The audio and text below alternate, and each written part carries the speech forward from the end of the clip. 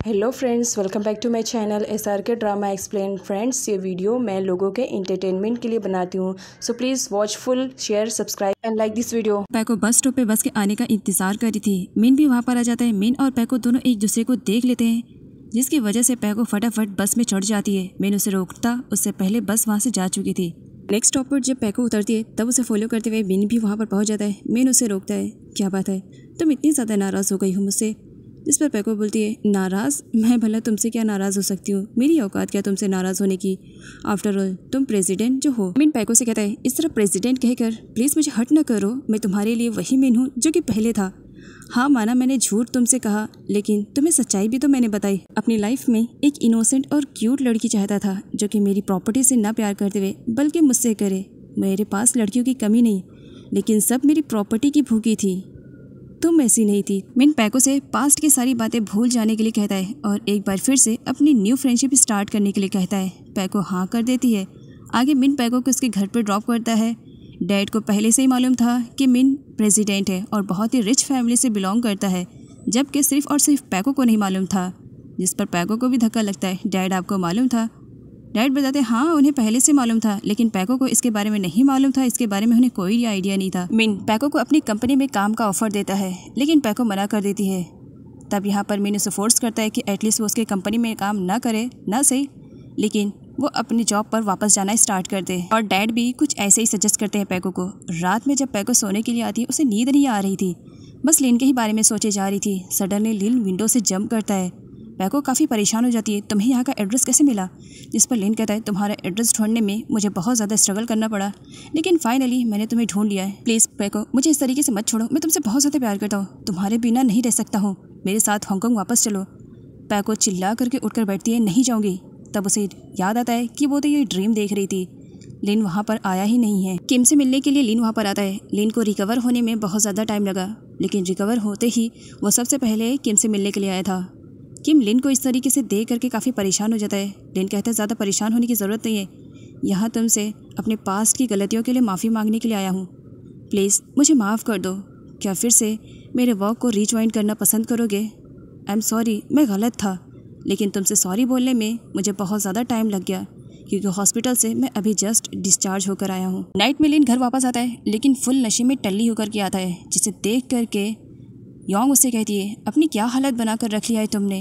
अभी तुम हॉस्पिटल से डिस्चार्ज होकर आए हो और तुमने पीना भी शुरू कर दिया है, वो भी विदाउट एनी लिमिट। इतना ज़्यादा तुम आखिर क्यों? तब यहाँ पर लिन कहता है, पैको की वजह से। वो पैको के लिए काफ़ी परेशान है। पैको ने तो अब तक अपने लिए कोई लाइफ पार्टनर भी ढूंढ लिया होगा, इसी वजह से। तब योंग कहती, जहाँ तक मेरा मानना है पैको तुमसे प्यार करती है, और देखना वो तुम्हारा इंतज़ार ज़रूर कर रही होगी। मुझे नहीं लगता है तुम्हें थाईलैंड जाना चाहिए ये देखने के लिए कि पैको तुम्हारा इंतज़ार कर भी रही है कि नहीं। जिस पर लिन कहता है, क्या ऐसा करना ज़रूरी है? योंग कहती है, एक बार जाके ट्राई करो, मुझे पैको पे पूरा भरोसा है, तुम्हारे अलावा पैको के दिल में कोई और नहीं होगा। लिन पैको को रूम में आता है जहाँ पर पैको हमेशा रहा करती थी। वो पैको के बेड पर बैठता है और पैको को बहुत ज़्यादा मिस करता है उस वक्त जब उन दोनों ने अच्छे टाइम को स्पेंड किया था। और कुछ इसी तरह की कंडीशन पैको की भी थी, वो भी लिन को मिस कर रही थी। तभी वहाँ पर डैड आते हैं और पैको को स्माइल करते हुए देख करके उससे पूछते हैं, क्या बात है, मेरी बेटी की लाइफ में कुछ ऐसा है क्या जो मेरा जानना ज़रूरी है और तुम बता नहीं रही हो? जिस पर पैको कहती है, नहीं डैड, मेरी लाइफ में ऐसा कुछ भी नहीं है। स्माइल करने का रीज़न पूछते हैं डैड। तब यहाँ पर पैको बता देती है कि मिन की वजह से डैड को कोई भी प्रॉब्लम नहीं थी। उनका कहना था कि अगर फ्यूचर में वो मिन को लाइक करे या उसे डेट करे तो इससे डैड को कोई भी प्रॉब्लम नहीं होगी। इधर लिली, वो तो अपने प्लानिंग में कामयाब भी हो गई थी और पैको भी अब थाईलैंड वापस आ चुकी थी। लिन भी अकेला था। इतना सब कुछ करने के बाद भी लिली के हाथों अभी लिन नहीं लगा था, जिसकी वजह से वो काफ़ी परेशान थी कि ऐसा क्या करे कि लिन अब उसके पास खुद आए। योंग की लाइफ तो मानो उदास सी हो गई थी पैको और मिन के जाने के बाद। मिन्ह्युक उसे संभालता है। मिन्ह्युक उसे ऐसी प्लेस पर लेकर आता है जहाँ पर वो हांगकांग का नज़ारा अलग तरीके से देखती है और मिन्ह्युक को थैंक्स बोलती है कि वो उसे बाहर लेकर आया, जिसकी वजह से उसका माइंड डाइवर्ट हुआ। इधर लिली बहुत ज़्यादा अपसेट थी और ड्रिंक कर रही थी, जहाँ पर चैट आता है। चैट लिली को पहचान जाता है। ओह अच्छा, तो तुम माफिया की डॉक्टर हो, वैसे नाइस टू मीट यू। यहाँ पर वो लिली के साथ बदतमीज़ी करता है। लिली को बिल्कुल भी पसंद नहीं आता है। लिली वहाँ से जाने लगती है। चैट उसे वार्न करता है, मेरी बात मान लो नहीं तो पछताओगी। लिली वहाँ से जाने लगती है। चैट अपने बंधु से कहता है कि लिली को उसके रूम में लेकर आए। लिली अपने आप का बचाव करती है, जहाँ पर वो गिरने लगती है और वी उसे हैंडल करता है। वी लिली को फर्स्ट टाइम देखता है और टोटली लट्टू हो जाता है। वो लिली को बचाता है। यहाँ पर गन शो करने पर वो लोग नहीं डरते, बट वी की आईडी देख करके वो लोग डर जाते हैं कि ये तो एक कॉप है। वो लोग बॉस को बुलाने लगते हैं, बॉस कहाँ पर हो आप, जबकि चैट पहले से वहाँ से भाग चुका था अपनी जान बचा करके, क्योंकि वो पुलिस के चक्कर में नहीं फंसना चाह रहा था और उसके पीछे उसके सारे बंदे भाग जाते हैं। लिली काफ़ी इम्प्रेस हो गई थी वी से। उसके बाद दोनों बैठ करके बहुत सारी बातें करते हैं और बहुत सारी ड्रिंक भी करते हैं। लिली यहाँ पर वी के बारे में पूछती है। वी बताता है कि वो एक कॉप है और इतनी ब्यूटीफुल गर्ल को उसने बचा करके बहुत अच्छा काम किया है। दोनों जब घर जाने लगते हैं तब लिली कहती है कि वो वी के बारे में और सब कुछ जानना चाहती है। वी कहता है अगर ऐसी बात है तो आई थिंक हमें कहीं और चलना चाहिए। लिली मना कर देती है। एक्चुअली मैं एक अच्छे बैकग्राउंड फैमिली से बिलोंग करती हूँ और मेरे डैड मुझे परमिशन नहीं देंगे इतनी रात गए किसी अजनबी के साथ जाने के लिए। इसी वजह से नेक्स्ट टाइम हम ज़रूर मिलेंगे। और यही कुछ बात थी वी की भी। वी कहता है मैं इंतज़ार करूँगा तुम्हारा दोबारा मिलने के लिए। लिली जाने से पहले अपने फिंगर्स पे किस करके वी के चीक पर टच कर देती है, जिस पर वी तो फुल लट्टू हो जाता है। घर वापस आने के बाद भी वो सिर्फ और सिर्फ लिली के बारे में सोच रहा था। उसे सोचता हुआ देख करके मिन्यूक उसे काफ़ी टीज़ करता है। क्या बात है ब्रो, तुम्हारी लाइफ में भी कोई लड़की आ गई है ना जिससे तुम्हें प्यार हो गया है। वैसे क्या वो प्रीटी है या ब्यूटीफुल है, बताओ तो सही, नाम बता सकते हो। वी कहता है ऐसा कुछ भी नहीं है।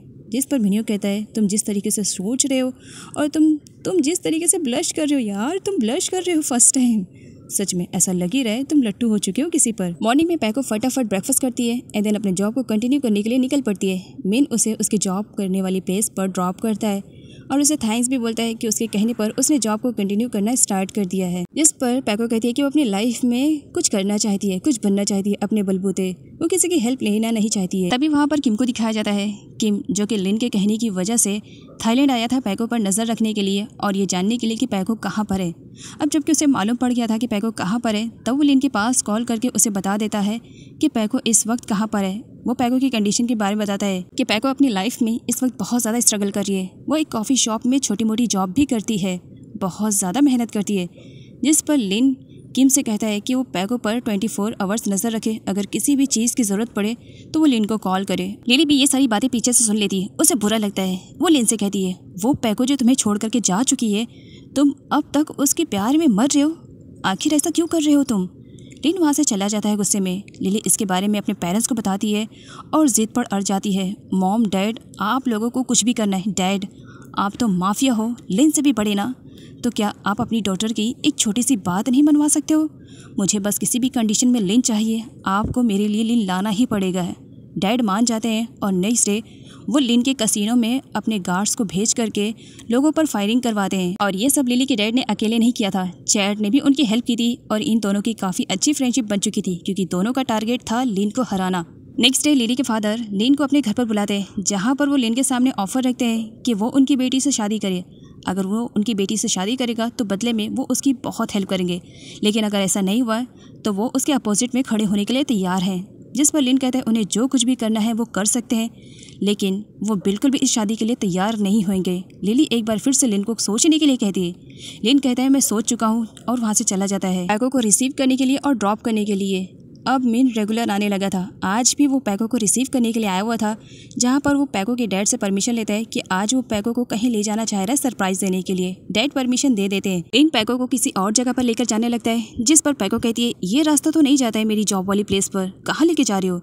जिस पर मिन कहता है तुम सवाल बहुत पूछती हो, बस 2 मिनट शांति से बैठे रहो, एक्चुअली तुम्हारे लिए कोई सरप्राइज है, बस इसी वजह से अपनी आंखें बंद करो। पैको अपनी आंखें बंद कर लेती है। लिन उसे 1 2 3 काउंट करके आइज ओपन करने के लिए कहता है और पैको ऐसा ही करती है। पैको के सामने एक बहुत बड़ा हाउस था। तब पैको कहती है ये सब क्या है मिन। तब मिन कहता है ये तुम्हारे लिए एज अ गिफ्ट है, मैं तुम्हें दे रहा हूँ। वो घर बहुत ज़्यादा छोटा है ना, इसी वजह से तुम्हें बहुत ज़्यादा प्रॉब्लम होती होगी ना। जिस पर पैको मना कर देती है सॉरी मिन, तुम्हें मैं बुरा फील नहीं करवाना चाहती हूँ, लेकिन इस घर को मैं एक्सेप्ट नहीं कर सकती हूँ क्योंकि मेरे पास ऑलरेडी मेरा हाउस है। लिन के होटल में रिसेप्शनिस्ट के पास कॉल आती है। कोई अननोन पर्सन रिसेप्शनिस्ट को बताता है कि उनके होटल में बॉम्ब है, जिसकी वजह से जितने भी वहाँ पर कस्टमर आए हुए थे सारे के सारे चले जाते हैं। और आगे चल करके पुलिस वहाँ पर छापा मार देती है ये देखने के लिए कि आखिर क्या सच है और क्या झूठ है। जहाँ पर लिली आती है। लिली पर बहुत बुरी तरीके से भड़का हुआ था। ये सब कुछ तुम्हारे डैड का किया धराया है ना, तुमने जानबूझकर के ये सब किया ना, लेकिन फिक्र मत करो, मैं कभी भी तुमसे शादी करने के लिए तैयार नहीं रहूँगा। तभी वहाँ पर वी आ जाता है, जो कि इन्वेस्टिगेशन करने के लिए आया हुआ था कि सच में वॉन्ग यहाँ पर है कि नहीं है। लिली उसे अपने साइड करने के लिए उसे दूर लेकर जाती है और उससे बड़ी मीठी मीठी बातें करती है और उसे भी लिन के खिलाफ भड़का देती है।